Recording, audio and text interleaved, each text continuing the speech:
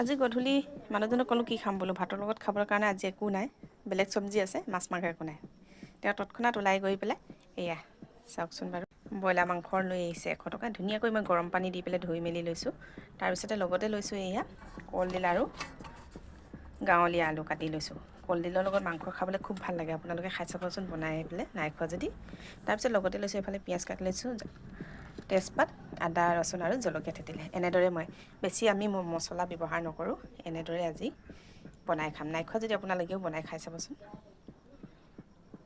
তাৰপিছত এইফালে কেৰাহীখন পাতি মিঠাতেল দি তেজপাত পিঁয়াজ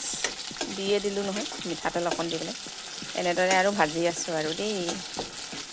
এনেদৰে ভাজি আদা ৰচুনখিনি খুন্দি থৈ দিয়াখিনি ইয়াতে এনেদৰে দি দিলোঁ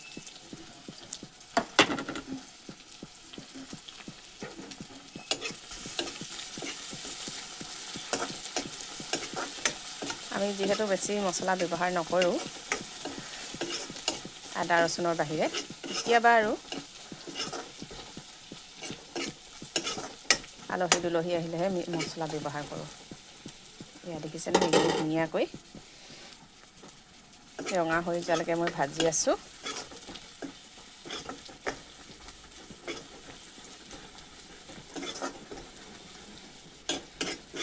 একেবাৰে মানে এইখিনি ধুনীয়াকৈ দেখিছেনে পিঁয়াজখিনি সিজি গ'ল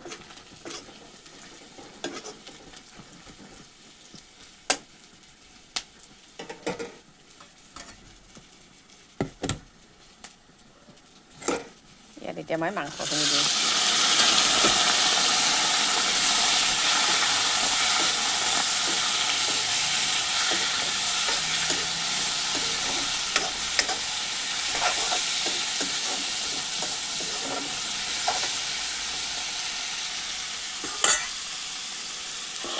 তাৰপিছত কলডিল আলু দি দিম আৰু হালধি নিমখ দিয়াৰ পিছত তাৰপিছত খানা ৰেডি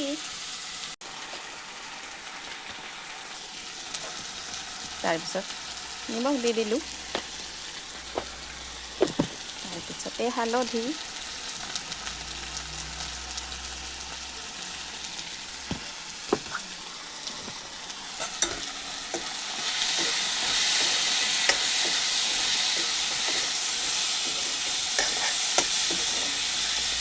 মাংসৰ পৰা দেখিছে নহয় তেলটো খুব ধুনীয়াকৈ ওলাইছে মাংসৰ পৰা এয়া